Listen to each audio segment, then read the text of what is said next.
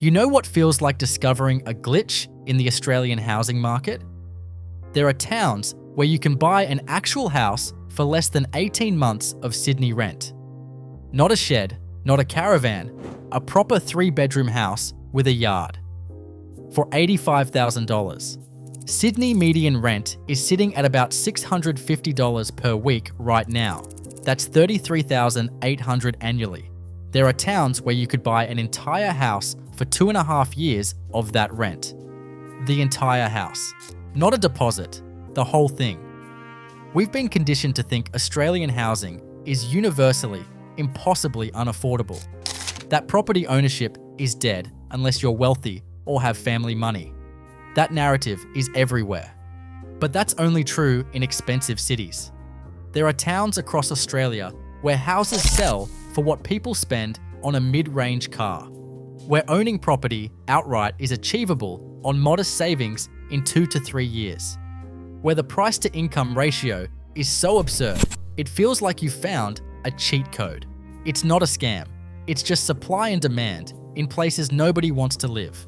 These towns are cheap for reasons: isolation, brutal heat, declining economies. But they're real places where actual people own property for less than most Australians pay in rent over 2 years. So I went deep. CoreLogic data, domain and realestate.com.au listings. About 12,000 forum posts from people who've actually bought in these towns. Conversations with agents about sustainability. These 10 towns have median house prices between $45,000 and $200,000. You could buy property with savings that wouldn't cover a capital city deposit. It feels like cheating. Let's get into it. At number 10, Queenstown, Tasmania. A remote mining town that's either hauntingly beautiful or straight up depressing depending on your vibe. Population approximately 1,900. West Coast Tasmania, about 250 kilometers from Hobart. That's 4.5 hours on winding, sometimes terrifying mountain roads. Median house price, approximately $140,000. You could buy a house in Tasmania for less than 18 months of Sydney rent. For what some people pay their landlord over 1.5 years with nothing to show for it, you could own property. Completely. Forever. Queenstown is genuinely unique. It is a former copper mining town with a stark, treeless landscape caused by historic mining pollution. The hills around town are bare and colourful from minerals. It looks like another planet. Some people think it is hauntingly beautiful. Others think it is depressing as hell. The town has embraced that look. They lean into the weirdness. Here is the catch, and it is substantial. It is remote. Hobart is 4.5 hours away through mountains. Not an easy drive. It is wet. Over 2,400 millimeters of annual rainfall. That is a lot of rain. Like genuinely one of the wettest places in Australia. Employment is severely limited unless you work in tourism or government services. But here is what you get. A hospital exists and functions. Shops are present, including an IGA for groceries. Services are adequate for daily life. The West Coast wilderness around it is absolutely stunning if you are into that. The community is genuinely engaged and cares about the town, which is rare in declining regional areas. And you can own a house for $140,000. That is achievable on modest savings. That is possible without family help or exceptional wealth. Translation: if you can work remotely and you genuinely want a Tasmanian lifestyle without Hobart's inflated prices, this actually works. You are trading constant rain and serious isolation for property ownership you would never achieve in Hobart, where the median is $750,000 plus, or any mainland capital. The rain thing is real though. It rains approximately 200 plus days per year. If that sounds hellish, this is not for you. If you are one of those people who loves rain and cozy vibes, maybe it is. Would you live somewhere it rains 200 plus days annually for a house you own outright at $140,000? Drop a comment. Be honest. Number 9. Nhill, Victoria. a tiny Wimmera agricultural town with prices that seem genuinely fake until you visit. Population approximately 1,800. Western Victoria, about 380 kilometres from Melbourne, roughly 4 hours of driving through flat farmland. The median house price is $110,000. A house for the price of a Toyota Corolla. An actual 3-bedroom house with a yard for what people spend on a mid-range car. Let that sink in. Nhill is tiny. It is genuinely isolated from anything urban. Summers are hot, regularly 40 degrees Celsius or higher. Winters can fall below 0 degrees Celsius some nights. The temperature swings are brutal. Employment is mostly agriculture, healthcare, education, or nothing. It still functions as a town. There is a small hospital with emergency services, a medical clinic with general practitioners, a supermarket, a post office, a library, and a bakery. The basics exist. Here is the thing nobody tells you. The houses are not derelict wrecks needing $200,000 in renovations. They are normal, livable, actually quite decent homes that happen to cost almost nothing because demand is literally zero. Nobody wants to live in Nhill, but the houses themselves are fine. You could realistically save $110,000 in 2 to 3 years on a decent income if you are aggressive about it. Then you could own a house outright before you are 30. That is genuinely impossible anywhere else in Australia. Think about that. You are 28 years old. No mortgage, no rent. You own your house. Your ongoing housing costs are council rates around $1,500 per year and maintenance around $1,000 per year. That is it. Meanwhile, your Melbourne friends are paying $25,000 to $30,000 annually in rent and saving nothing. Translation: extreme isolation plus harsh climate plus very limited social life equals property ownership a full decade earlier than the conventional timeline. You are 28 with no mortgage debt, while your Melbourne mates are still desperately trying to save deposits while hemorrhaging money on rent. The question is, can you handle living somewhere tiny, isolated, and harsh for 5 to 7 years while you build wealth? Some people can, most cannot. At number 8, Peterborough, South Australia. A former railway town with the cheapest proper houses in Australia that still have services. Population approximately 1,600. Mid-north of South Australia, about 250 kilometres from Adelaide. Roughly a 3-hour drive on decent sealed roads. Median house price approximately $85,000. $85,000. This is genuinely the cheapest median house price in Australia for a town that still has actual functioning services and infrastructure. $85,000 for a complete house. That is less than most university HECS debts. That is less than what many people owe on credit cards. That is what some people spend on a second-hand car. Peterborough was built entirely on railways back when it was a major junction point in the 1800s. That industry is long dead and never coming back. The town has been in managed decline for literal decades. The population is aging rapidly and shrinking slowly. It is isolated in the mid-north with limited connectivity to anything.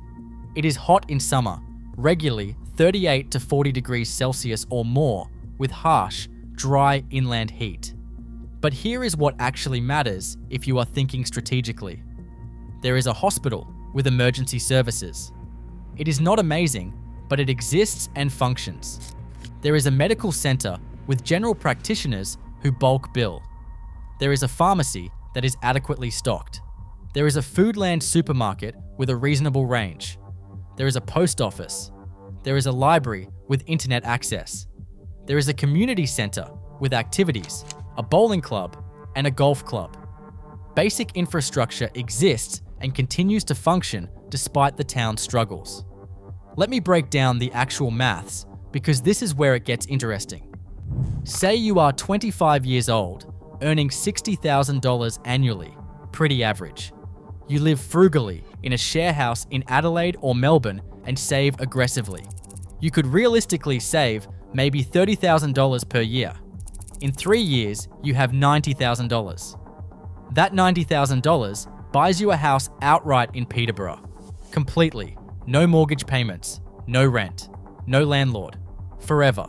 At age 28, your ongoing housing costs drop to just council rates, maybe $1,800 annually, and basic maintenance, maybe $700 to $1,000 annually. Total annual housing costs around $2,500. Compare that to renting literally anywhere else, where you are paying $15,000 to $35,000 annually just for housing with zero equity building. Your entire financial life fundamentally transforms. You are not paying 30 to 50% of your income to keep a roof over your head. You own property. You have security. You have an asset. You can save aggressively because your largest expense essentially disappeared. Is Peterborough ideal? Absolutely not. It is small, declining, isolated, hot, and boring. Entertainment options are basically non-existent. The dating pool is approximately zero unless you are into significantly older divorcees. Career opportunities are limited to healthcare, education, and local services. You are a 3-hour drive from Adelaide. But is property ownership worth living somewhere small and hot for 5 to 7 years while you build wealth? For a lot of strategic young people completely locked out of conventional property ownership, the answer is increasingly yes. Translation: trade comfort, entertainment, and social life for financial security and property ownership. Sacrifice location and lifestyle for wealth building. Accept isolation and heat for the ability to own property before 30. Here is the kicker that makes this feel like genuine system exploitation. You are 28 with no mortgage, no rent, and the ability to save $30,000 to $40,000 annually. Your friends in Sydney are still trying to scrape together a deposit while paying $30,000 plus annually in rent to build someone else's wealth. You are a decade ahead financially from making one unconventional choice. Wait until number 1 though. That is where it gets truly absurd. Number 7, Walwa, Victoria. A tiny Murray River village for people who want extreme peace or extreme isolation, depending on your perspective. Population approximately 350. It sits on the New South Wales and Victoria border, about 80 kilometres from Albury-Wodonga. Median house price is $160,000. This is not really a town. It is a village, a hamlet, a collection of houses with a pub. There is a general store that sells basics, a pub where locals gather, and a community hall for events. For medical care or for shopping beyond milk and bread, you drive a minimum of 30 kilometres to Corryong or 80 kilometres to Albury-Wodonga. For $160,000, you can buy a house near the Murray River with real mountain views. The scenery is genuinely beautiful, with rolling hills, river access, and mountains in the background. The community is tight because with only 350 people, everyone knows everyone. The pace of life is glacially slow. This place is specifically for people who want extreme isolation and peace. People who can work remotely or who are retired, who value property ownership and tranquility over most modern conveniences. Your nearest neighbour might be 500 metres away. The night sky is incredible because there is almost no light pollution. You can hear the river, birds everywhere, complete silence except for nature. For some people, that is paradise. For others, that is a horror movie. Every trip to the supermarket becomes an expedition, requiring 30 to 60 minutes of driving. The dating pool is effectively zero unless you are interested in the handful of single people in town, who may be related given the small population. But you can own your home outright for $160,000, which is achievable on modest savings. Murray River access is excellent. If you are into fishing, kayaking, or just sitting by the water, it is right there. You wake up to mountain views every morning. Would you live somewhere with 350 people for financial freedom and nature? Yes or no? I am genuinely curious what people think. At number 6 is Morwell, Victoria. It is a Latrobe Valley town with a serious reputation problem that keeps prices low. Population is approximately 14,000 people in the Gippsland region, about 150 kilometres east of Melbourne. The median house price is approximately $250,000. Morwell has a reputation everyone in Victoria knows. A long collapse of the coal industry over decades has left high unemployment and visible social problems. There are drug issues in some areas, and parts of town are genuinely rough, so some suburbs are best avoided. But here is what people often miss when they write off Morwell. It is 150 kilometres from Melbourne, about 2 hours by car on decent roads. There is also a regular train service, so you can access Melbourne regularly for family, for medical specialists, or for whatever you need from the capital. Morwell has a functioning hospital. There are schools and both Woolworths and Coles, so you get competition. It is a proper town with real infrastructure, not a dying village. Houses are $250,000. That is what many people use as a 20% deposit on a decent house in Melbourne. But in Morwell, $250,000 can buy the entire house outright. The whole thing. Here is the strategic play if you are considering this. Buy in the good parts of Morwell and research carefully. Areas near the hospital are generally better. The Churchill area, a separate town right next door, tends to be cleaner and safer. Newer estates on the edges are usually fine. Avoid the visibly rough suburbs near the old power stations. Work remotely if possible, or get employment in nearby Traralgon, which is bigger and slightly nicer and about 15 minutes away. You can own property 90 minutes from Melbourne for $250,000, while friends in Melbourne are paying $700,000 plus for worse houses in rough western and northern suburbs. Translation: accept some visible social problems and an industrial aesthetic in exchange for property ownership within a reasonable distance of the capital, at prices that feel impossible. The trade-off might actually make sense for strategic buyers. Number 5. Lithgow, New South Wales. A Blue Mountains town that is surprisingly accessible to Sydney if you can handle fog and some roughness. Population approximately 13,000. The town sits in the Blue Mountains, about 150 kilometres west of Sydney. The median house price is approximately $320,000. Lithgow is accessible, and that matters more than people realise. It is about 2 hours from Sydney by car on good roads, and 2.5 hours by train on the Western Line. You can theoretically commute if you are desperate, though it is absolutely brutal and not recommended. Family can visit without major planning. You are not completely cut off from civilization or Sydney services. Healthcare is genuinely solid for a regional town.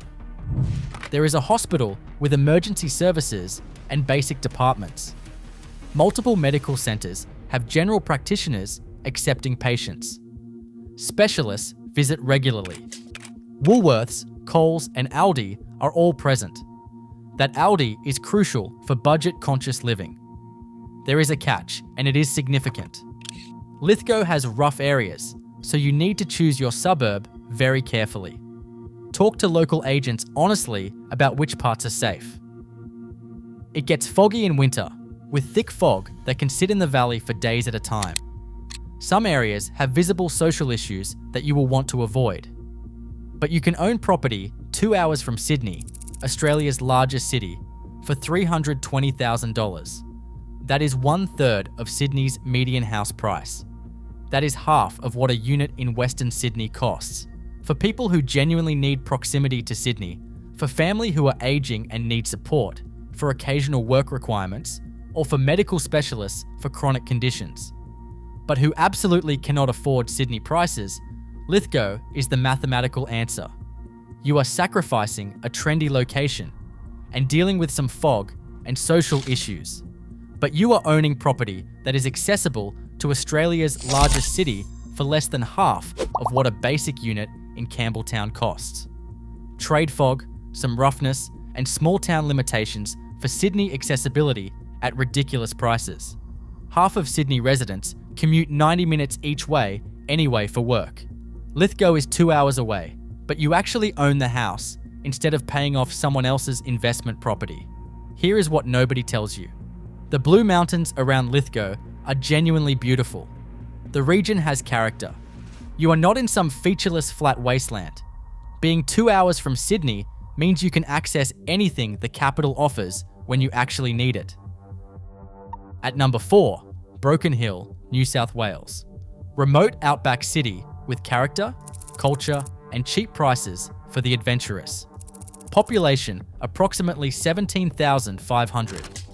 Far western New South Wales, 1,150 kilometres from Sydney. Median house price approximately $150,000. Broken Hill is remote, like properly, seriously, genuinely remote. Sydney is 1,150 kilometres away. That's basically a different world. Adelaide is 500 kilometres away. You're in the actual outback. The nearest coast is 600 plus kilometres in any direction. The mining industry that built the town and sustained it for over a century is in terminal decline, and everyone knows it. Population has been declining for decades. Young people flee to cities as soon as they finish school. The isolation is intense and not for everyone. Climate is harsh and sometimes dangerous, with scorching summers regularly over 40 degrees Celsius and freezing winters that drop below 0 degrees Celsius at night. But here is what makes Broken Hill different from other dying mining towns. It is a city of 17,500 with proper infrastructure. There is a hospital with emergency services and decent departments, schools that function, shops and services that exist. And critically, artists have genuinely moved there over the last few decades for the landscape, the light, and the subject matter. There is actual culture, galleries, studios, and events. It is not just a dying industrial town. It has identity and character. Houses are $150,000. You could own property in one of Australia's most iconic outback cities for less than 3 years of capital city rent. Translation: if you genuinely do not need modern urban civilization and you actually want adventure and uniqueness, Broken Hill offers property ownership in one of Australia's most distinctive and iconic locations. It is the outback with services. It is adventure with infrastructure. Fun fact, because it is genuinely weird. Broken Hill officially runs on Adelaide time, UTC, plus 9 hours, 30 minutes, despite being in New South Wales, UTC plus 10 hours, because it is closer to Adelaide, and historically, all its connections were west, not east. Nobody in Sydney cares about them anyway, so they just do their own thing. The town has a certain outback romance to it, if you are into that. If you are not, it will feel like exile. Number 3 is Port Pirie, South Australia, an industrial city with a serious stigma problem and collapsed property prices. Population approximately 18,000. It is about 230 kilometres north of Adelaide on Spencer Gulf. Median house price is approximately $140,000. Port Pirie has a problem that everyone in South Australia knows about. There is historic lead contamination from a lead smelter that has operated there since 1889. The issue has been substantially addressed over recent decades with major cleanup efforts and strict monitoring, but reputation damage is severe and possibly permanent. People actively avoid Port Pirie because of the contamination history. It is industrial and it looks it. Summers are hot, regularly hitting 38 degrees or higher. The local economy is declining as industries struggle. The stigma is real, substantial, and it affects property values dramatically. But it is still a functioning city of 18,000 people.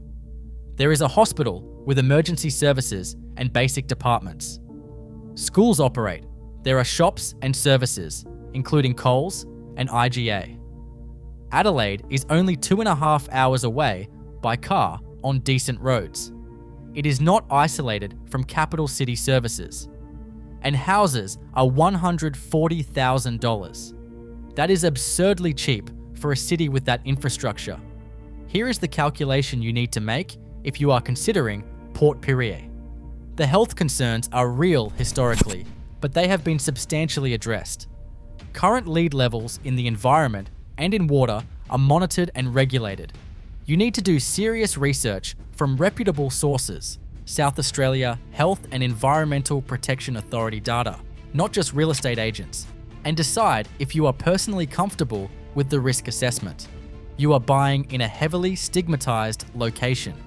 The contamination is largely historical, not current, but perception matters enormously. Understand that many people will judge you for living there.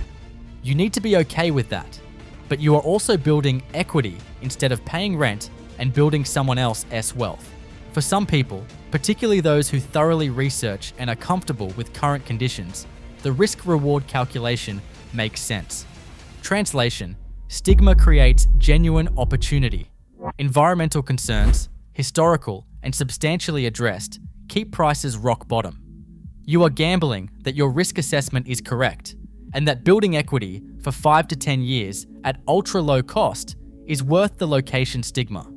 Would you buy in a formerly contaminated town that has been cleaned up for $140,000? That is a genuinely controversial question. Comment below with your honest take. Number 2. Whyalla, South Australia. Steel city in perpetual economic crisis with the cheapest proper city housing in Australia. Population approximately 22,000. On the Spencer Gulf Coast, about 380 kilometres northwest of Adelaide. Median house price is approximately $120,000. $120,000 for a house in a city of 22,000 people with full infrastructure. That is not a typo or an outlier. That is the median. Whyalla's entire economy is essentially based on the steelworks, which has been in crisis for decades. The steelworks has been saved from closure multiple times. It is currently operating, but the future is perpetually uncertain. The city is visibly struggling. Population is declining steadily. Young people leave as soon as they can. The economic future is genuinely uncertain, and nobody can tell you with confidence what happens from 10 to 20 years from now. But here is what exists right now. It is a city with full infrastructure, a hospital with an emergency department and full services, multiple shopping centres including Woolworths and Coles, schools at all levels, sports facilities and community centres, services and infrastructure that actually function despite the economic struggles. You can own property for $120,000.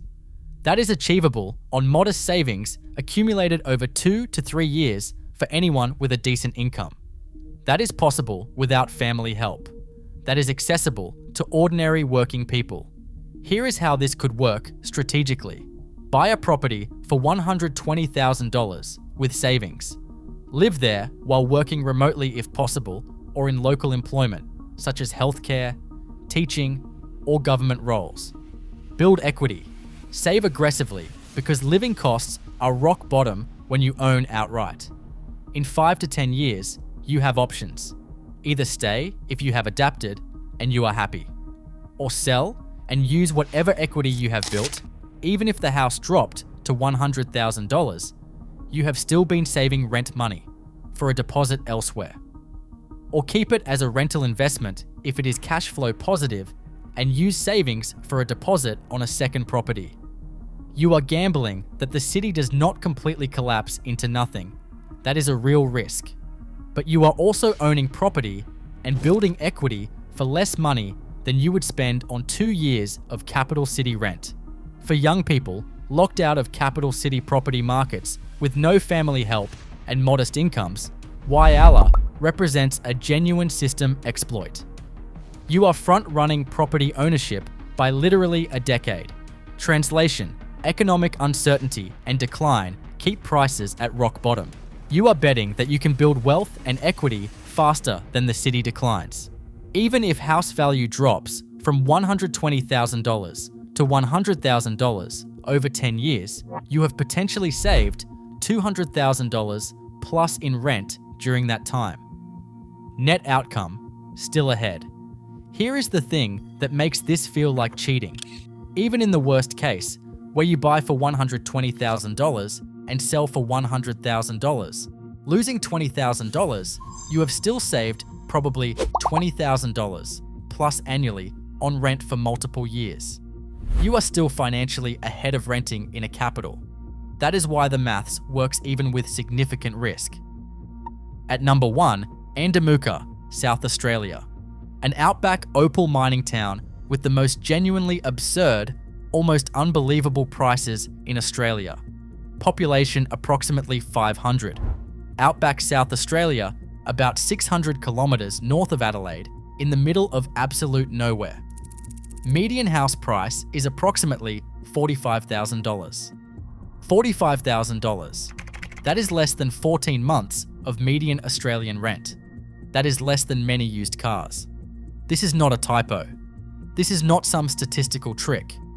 Houses in Andamooka genuinely and consistently sell in the $40,000 to $50,000 range. Andamooka is extreme in literally every conceivable way. It is an active opal mining town where people still mine for opals and occasionally find significant stones worth thousands or tens of thousands. The landscape is stark, harsh, alien, and beautiful if you are into that aesthetic. Summer temperatures hit 45 degrees Celsius regularly and can exceed 50 degrees Celsius on extreme days. That is not merely uncomfortably hot. That is dangerous, a genuine heat stroke risk. There is no reticulated water supply. Water is either trucked in, which is expensive, or pumped from underground bores with variable quality. There is no sewerage system. Every property uses septic or composting systems. Power is mostly diesel generators or solar with batteries because there is no grid connection. That means power is expensive and sometimes unreliable. There are no sealed streets. There are no sidewalks and no street lighting at night. There is no town water and no town gas. There is no NBN, satellite internet only. The infrastructure city Australians take completely for granted simply does not exist here. The nearest proper town with full services is Roxby Downs, 40 kilometres away, which exists primarily to service the Olympic Dam mine. Adelaide, the nearest capital with specialists and major hospitals, is 600 kilometres south. That is about 6 hours of driving, with significant portions on dirt roads. Medical services are minimal. There is a basic clinic with very limited hours. For anything serious, residents go to Roxby Downs or call the Royal Flying Doctor Service. Education is a tiny primary school.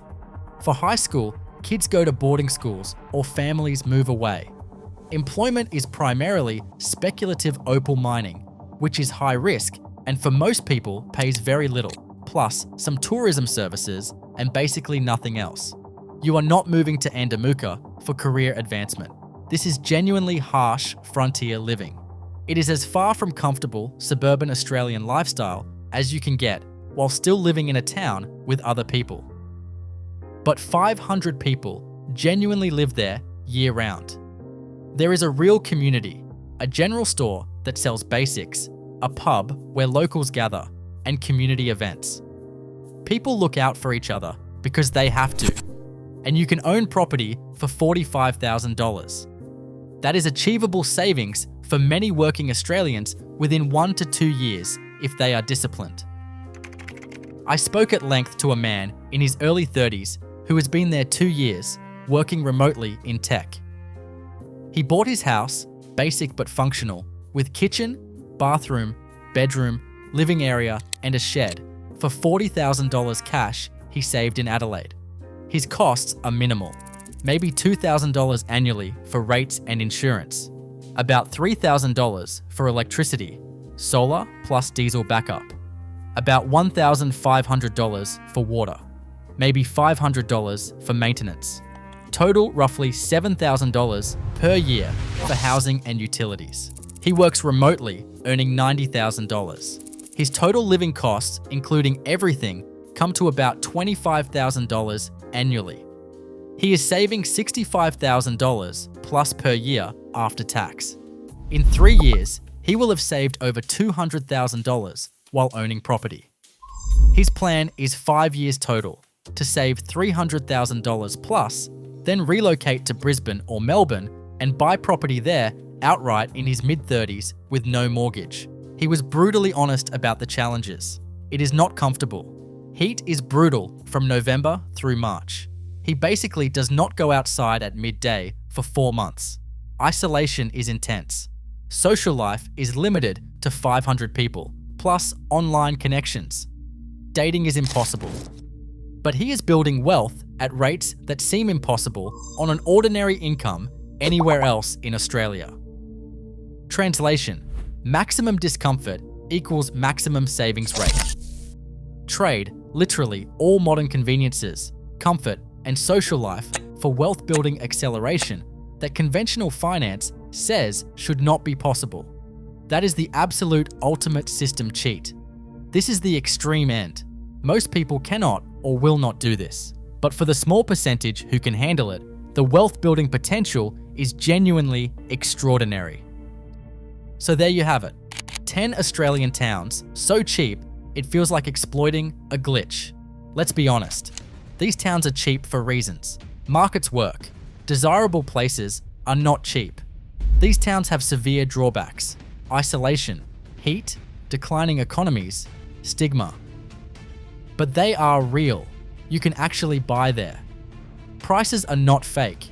You could go to Peterborough next week with $85,000 and buy a house. That is impossible in capitals or fashionable areas. Here is what makes this feel like system exploitation. You could be 26 with no mortgage, while Sydney friends are still saving deposits and paying $30,000 or more a year in rent. You are literally a decade ahead from one unconventional choice. The trade-offs are real. You are living somewhere isolated, hot, declining, stigmatized, boring, or all of those. You are sacrificing entertainment, dating, career networking, family proximity, urban amenities. But you are gaining something increasingly impossible for young Australians: actual property ownership before 30. Security, equity, an asset. The ability to save aggressively because your largest expense disappeared. Is it worth it?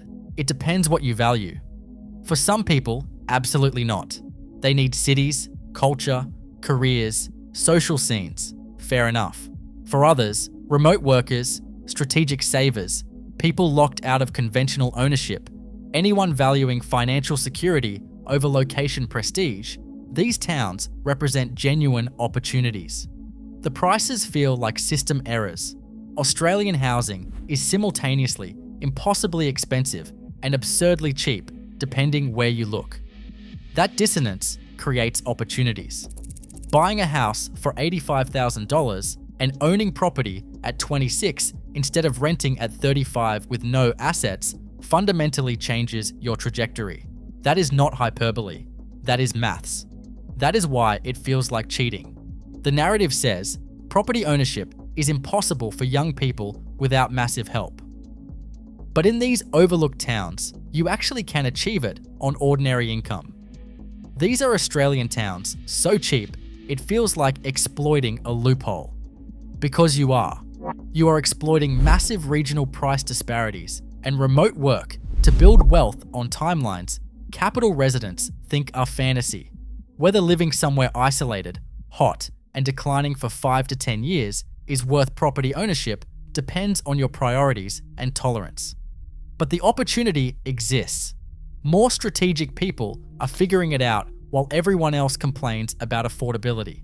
It is not unaffordable everywhere, just in places everyone wants to live. Look, I am not saying everyone should move to Andamooka. That would be insane. But I am saying that if you are 25, earning decent money, and you are genuinely locked out of property ownership through conventional means, maybe spending 5 years in Peterborough or Whyalla is not the worst strategic move. You own property at 30. Your mates are still renting at 35. Who made the smarter choice? Can we talk about how we have been conditioned to think location prestige matters more than financial security? Living in Sydney while hemorrhaging $35,000 a year on rent for a landlord is not actually superior to owning a house in regional South Australia. It just feels superior because of social conditioning. Be honest, would you rather tell people you live in Sydney while renting forever? Or tell them you live in Peterborough while owning your house? One sounds better at dinner parties. One actually builds wealth. Different priorities for different people. No judgment, but the option exists for those willing to take it. If you made it this far, subscribe for unconventional housing takes. Comment which town shocked you most. Would you genuinely consider this, yes or no? Like this video so the algorithm thinks I am important. See you in the next one.